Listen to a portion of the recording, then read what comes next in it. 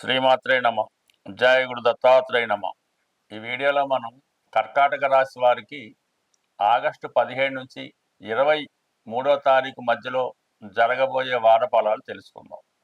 ఏదైనా కర్కాటక రాశి వారికి ఈ వార ప్రారంభంలో తృతీయ వ్యయాధిపతి బుధుడు రాశి యందు సంచరించినప్పుడు కొత్త ప్రయత్నాలు చాలా వరకు ఫలించే అవకాశం ఉంది. అంటే ఈ ప్రయత్నం అన్నది విద్యార్థులకి కొత్త విషయాలు తెలుసుకుందామనే ఆసక్తి, వ్యాపార రంగంలో ఉన్న వాళ్ళకి ఏదైనా కొత్తగా ఆదాయం వచ్చే ప్రయత్నాలు చేయడం జరుగుతూ ఉంటుంది.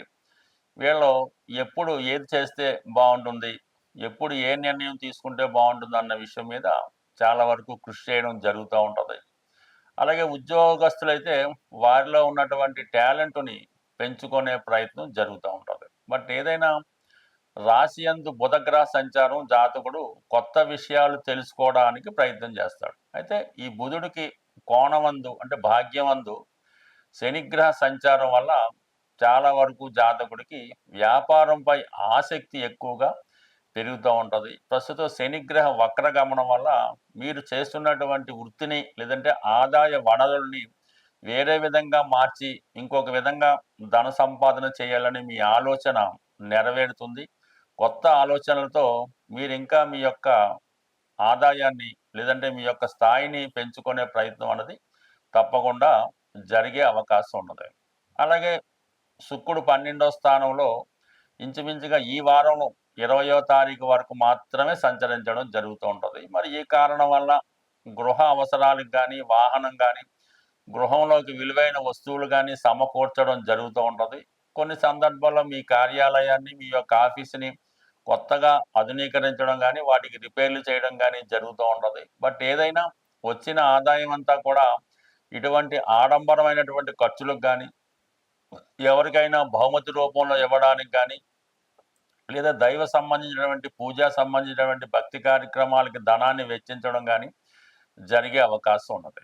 అయితే ఈ నెల 20వ తారీఖున శుక్రగ్రహ సంచారం కర్కాటక రాశిలోకి ప్రవేశించడం వల్ల జాతకుడికి ఒక పాండిత్య యోగం లాంటి ఒక ఉన్నత విద్యా యోగం ఏర్పడింది. అంటే శుక్రుడు బుధుడితో కలిసి ఉండడం వల్ల మీ యొక్క ధన సంపాదన అంటే మీ యొక్క నాలెడ్జ్ అవ్వచ్చు, మీలో ఉన్న టాలెంట్ అవ్వచ్చు, అది వివిధ మార్గాల ద్వారా అభివృద్ధి చెందడం వల్ల సడన్గా మీలో కాన్ఫిడెన్స్ పెరుగుతుంది, మీలో ఆకర్షణ పెరుగుతుంది.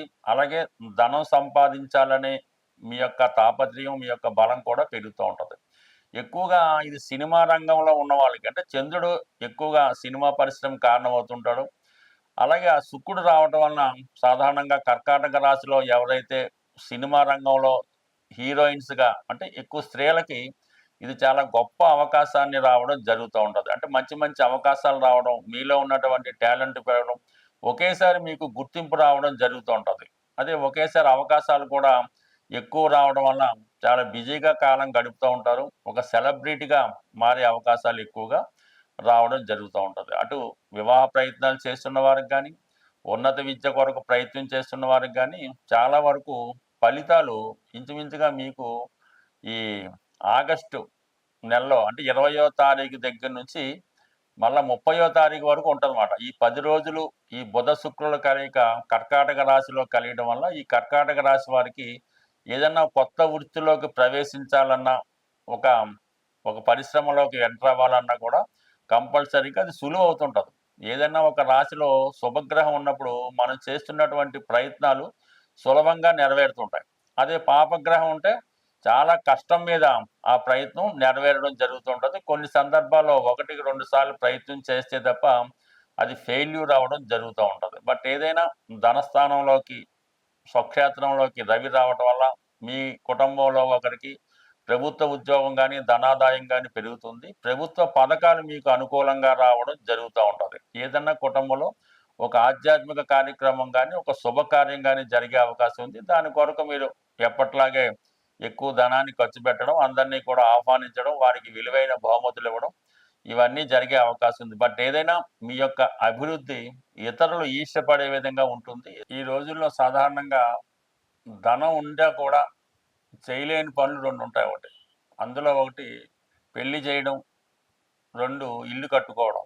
అంటే ఇల్లు కట్టుకోవడం అంటే సొంత ఇల్లా, కొనుక్కోవడమా, ఫ్లాటా ఏదన్నా సరే ధనం లక్షలాది రూపాయలు చేతిలో ఉన్నా కూడా కొంతమందికి సొంత ఇల్లు అన్నది అంత తొందరగా ఏర్పడడం జరగదు. అలాగే తల్లిదండ్రులు పెళ్లి చేసే స్థాయిలో ఉన్న, ధనం ఎంత ఉన్నా కొంతమంది అమ్మాయిలకి ఈ రోజుల్లో అబ్బాయిలకి కూడా వివాహం అన్నది చాలా కష్టం అవుతూ ఉంది.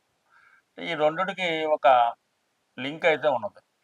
మన సొంత గృహం అన్నది చతుర్థ స్థానం బట్టి చెప్పడం జరుగుతూ ఉంటుంది. వివాహం అన్నది సప్తమ స్థానం, సొంత గృహం అన్నది చతుర్థ స్థానం. అంటే చతుర్థానికి చతుర్థం సప్తమం అవటం వల్ల గృహాన్ని బట్టే పెళ్ళి శుభకార్యాలు అంటే వివాహం ఆధారపడి ఉంటుంది కాబట్టి ప్రస్తుతం మీరు నివసిస్తున్నటువంటి గృహంలో అంటే తల్లిదండ్రులతో పాటు మీరు నివసిస్తున్నటువంటి గృహంలో వాస్తుపరమైనటువంటి సమస్యలు ఉన్నప్పుడు ఆ వాస్తుపరంగా ఉన్నటువంటి దోషాన్ని బట్టి వివాహం కూడా చాలా వరకు ఆలస్యం అవ్వడం జరుగుతూ ఉంటుంది. కొన్ని సందర్భాల్లో వివాహం ఆలస్యం అయినా కూడా వివాహం తర్వాత కూడా కొన్ని సమస్యలు రావడం జరుగుతూ ఉంటుంది. అందుకనే మనం పెద్దలు చెప్తూ ఉంటారు, ఇల్లు కట్టి చూడు, పెళ్లి చేసి చూడు అన్నది. ఈ విధంగా మీకు వివాహపరమైనటువంటి సమస్యలు ఒక వాస్తుపరమైనటువంటి మంచి గృహం ఉండడం వల్ల కంపల్సరీగా సాల్వ్ అవ్వడం జరుగుతూ ఉంటుంది. వివాహం తర్వాత మీ యొక్క కుమార్తె పదే పదే పుట్టింటికి వస్తున్నా, అత్తవారింట్లో సుఖం లేదనుకున్నా కంపల్సరీగా మీ గృహంలో వాస్తుని చెక్ చేసుకోండి. దాంట్లో ఆగ్నేయపరమైనటువంటి దోషాలు ఉండే అవకాశం ఉంది. అలాగే మీ యొక్క సంతానం ప్రయోజకుడు అవటం లేదు, ప్రతి విషయానికి మీ మీదే ఆధారపడి ఉన్నాడు, చదువుకున్న ఉద్యోగం చేయడం లేదు, ఎంతసేపు కూడా ఇంట్లోనే ఉండడం జరుగుతూ ఉందంటే కంపల్సరీగా మీరు ఈశాన్యం చెక్ చేసుకోవాల్సి ఉంటుంది. మీకు మీరుగా వ్యసనాల పాలవుతున్నారు, ఎంత కష్టపడ్డా అభివృద్ధి రావట్లేదంటే మీ గృహంలో నైరుతి ఫాల్ట్ ఉంటుంది, చూసుకోండి.